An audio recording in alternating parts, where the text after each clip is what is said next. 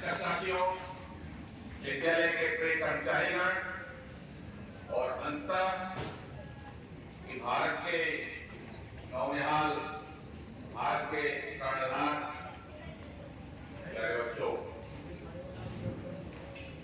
आज हम सभी प्रार्थना सभा पर विशेष प्रयोजन के हेतु विचार साझा करने के लिए उपस्थित हैं।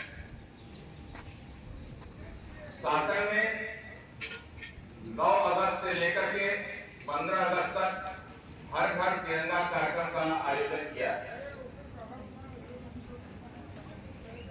इसी बीच में विविध तरह के कार्यक्रम, रंगोली, पेंटिंग्स, आपके हाथों द्वारा बनाई गई कलाकृतियां, महापुरुषों की वीर बलिदान की गाथाएं इत्यादि की पेंटिंग्स आपको तैयार करनी है।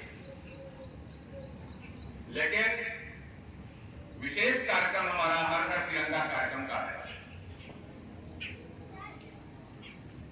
तिरंगा जो हमारी आन बान शान और भारत की एक ऐसी धरोहर है जिसके पीछे हमारे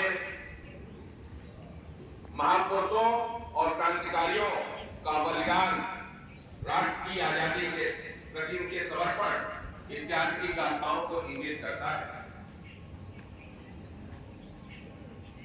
तिरंगे का जो वर्तमान स्वरूप है वह 22 जुलाई 1947 को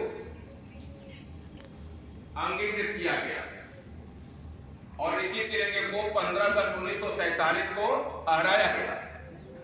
लेकिन इसके पीछे के इतिहास को यदि हम देखते हैं तो 1906 से लेकर के 22 जुलाई 1947 के मध्य कुल 6 बार तिरंगे के आकार में परिवर्तन किया गया है। आकार के साथ साथ रंग इत्यादि। पहले जो तिरंगा बना हुआ था उसमें पीला, हरा रंग का था, उसमें बीच में वंदे मातरम लिखा गया था। बाद में फिर तिरंगे में परिवर्तन हुआ, उसमें सप्त ऋषियों को स्थान दिया गया। लेकिन आज तिरंगे का जो स्वरूप है उसमें कुल 3 कलर हैं। पहला कलर जो है केसरिया जो कलर है वह हमारे पराक्रम, शौर्य और हमारे इतिहास को प्रदर्शित करता है कि हम पराक्रम और शौर्य के साथ साथ अपने राज्य का सम्मान रखने के लिए सक्षम हैं। हरा रंग हमें हरियाली का प्रतीक देता है कि यह वह भूमि है जो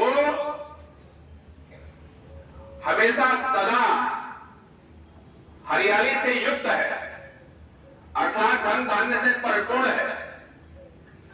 और बीच में जो सफेद कलर है इस बात का संदेश देता है कि हम भारत के लोग सहिष्णु और सभी के साथ सद्भाव रखते हुए शांत प्रिय लोग हैं।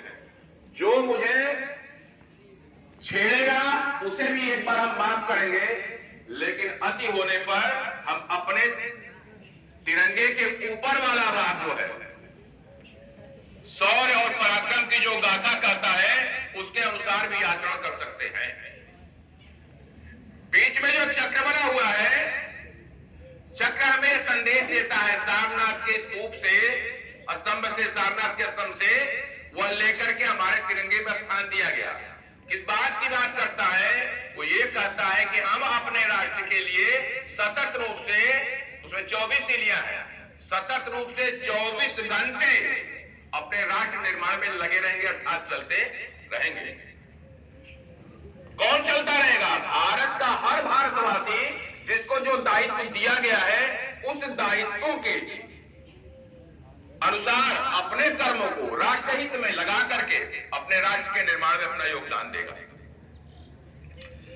तब से लेकर के आज तक हम सभी उसी तिरंगा ध्वज को 22 जुलाई 1947 को अंगीकृत किए हुए हैं और इसमें इसके बाद कोई परिवर्तन नहीं हुआ, ना ही भविष्य में कोई परिवर्तन की संभावना है, क्योंकि भारत का जो उद्देश्य है वर्तमान तिरंगे से पूर्ण होता है।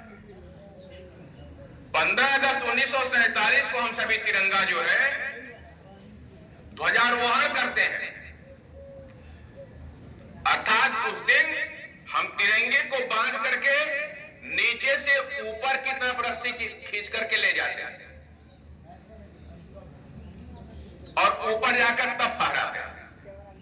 क्यों ऐसा इसलिए है नीचे से ऊपर कि 15 अगस्त 1947 को जब देश आजाद हुआ तो अंग्रेजों का झंडा यूनियन जैक उतारा गया, उसको उतारा गया और भारतीय तिरंगे को चढ़ाया गया। इसलिए हम उस दिन जो है तिरंगे को नीचे से ऊपर की तरफ ले जाया गया। 26 जनवरी को ऊपर तिरंगे को बांधते हैं और नीचे से रस्सी खींच करके फहराते हैं। वह इस बात का इंगित करता है कि अब हम गुलाम नहीं हैं, अब हम अपना तिरंगा लगा रहे हैं। और 26 जनवरी को हम गुलाम नहीं थे, स्वतंत्र थे, इसलिए किसी को उतारने की और उसके जगह लगाने की कोई जरूरत नहीं है। तब से हम लोग तिरंगे को एक अवसर पर हम 15 अगस्त को नीचे से ऊपर तिरंगा ले जाएंगे। अब तिरंगे के प्रति हम लोगों के कुछ नैतिक दायित्व है। तिरंगे को लगाने का, लेकर चलने का सबका अलग अलग ढंग है। जब हम किसी पदमार्च में निकलते हैं, रूट मार्च में निकलते हैं या प्रभात फेरी निकालते हैं, उस समय हम तिरंगे को डंडे में लगा करके और दाहिना हाथ ऊपर, अंगूठा नीचे और ऐसे पकड़ करके लेकर के चलते हैं। तिरंगे को जब हम फहराते हैं अपने राष्ट्र में, तो इससे ऊपर कोई भी तिरंगा नहीं होना चाहिए, कोई भी और झंडा नहीं होना चाहिए। अपना झंडा अपने राष्ट्र में सबसे ऊपर होना चाहिए। मान लो किसी धार्मिक प्रयोजन में, जैसे अभी लोग बहुत सारे लोग जो जा रहे हैं कांवड़ यात्रा में, तिरंगा लगाए हुए हैं, तो उनके कांवड़ पर जो तिरंगा लगे उसके बाद और दूसरा भी झंडा लगाते हैं, तो तिरंगे की ऊंचाई उससे ज्यादा होनी चाहिए, दूसरे वाले की नीचे होनी चाहिए। तिरंगा कभी भी झुका नहीं होना चाहिए, विशेष अवसरों पर झुकता है, इसलिए तिरंगे को कभी टेबल पर यदि तिरंगा लगाना है किसी अधिकारी के, तो वहां तिरंगा ऐसे लगेगा, वहां पर तिरंगा ऐसे लगेगा क्रॉस। एक तिरंगा टेबल पर जब भी लगेगा खड़ा लगेगा या बगल में कुर्सी के लगेगा तिरंगा, लेकिन झुकी हुई स्थिति में नहीं होगा।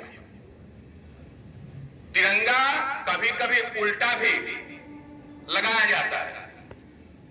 जब राष्ट्र के ऊपर बड़ी आपदा आती है, बड़ा संकट आता है, जैसे कोरोना जैसी महामारी आ गई, भूकंप आ गया, बहुत सारे लोगों का नुकसान हो गया, ऐसी परिस्थिति में अपने तिरंगे को उल्टा लगाया जाता है। वैसा नहीं है, उस दिन केसरिया नीचे हो जाता है और हरा ऊपर की तरफ हो जाता है। इस बात को इंगित करता है कि राष्ट्र की बहुत बड़ी क्षति हुई है। तिरंगा झुकाया कब जाता है? जब किसी ऐसे व्यक्ति की मृत्यु हो जाए जिससे यह लगे कि राष्ट्र की अपूरणीय क्षति हुई है, ऐसी परिस्थिति में तिरंगे को नीचे लहराया, झुका करके लहराया जाता है। तिरंगे के प्रति हमारे दायित्व एक और है कि कभी भी तिरंगे को जमीन से टच नहीं होने देना चाहिए, ना ही तिरंगे को जमीन पर फेंकना चाहिए। यदि आपको ऐसा कहीं किसी अनजाने में किसी ने गलती कर दिया है, आपने देख लिया, तो आपकी जिम्मेदारी बनती है कि उस तिरंगे को अपने हाथों में उठा करके उसका सम्मान करें। इतनी जिम्मेदारी। जब राष्ट्रगान होता रहता है तब आपकी ये जिम्मेदारी बनती है कि राष्ट्रगान के समय हम सभी को अपने राष्ट्र के लिए खड़ा हो जाना चाहिए और राष्ट्रगान समाप्त होने के बाद ही जाना चाहिए। जहां भी हैं आप वैसे ही अटेंशन की मुद्रा में खड़े होकर के अपने राष्ट्रगान का भी सम्मान करेंगे, ऐसा भाव आपके मन में सदैव रहना चाहिए। अब आज के दिन हम सभी 9 अगस्त से लेकर के 15 अगस्त तक प्रतिदिन तिरंगे के सम्मान में कोई न कोई कार्यक्रम आयोजित करेंगे। आज हम सभी तिरंगे पर अपना विचार रखें।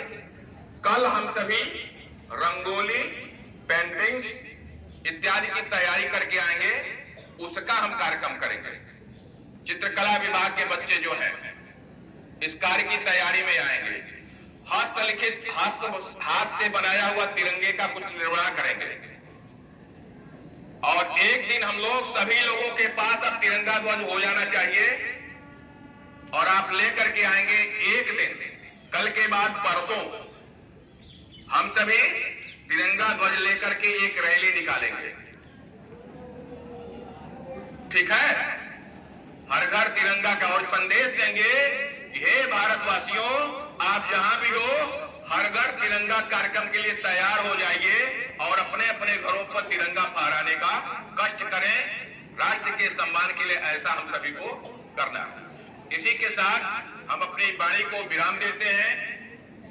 एक गीत होगा वंदे मातरम, उस गीत को हम सभी गाएंगे आज के दिन, साउंड से बजेगा और उसके बाद पूरा जो है यह कार्यक्रम आज का प्रार्थना सभा का समाप्त होगा। जय हिंद, जय भारत।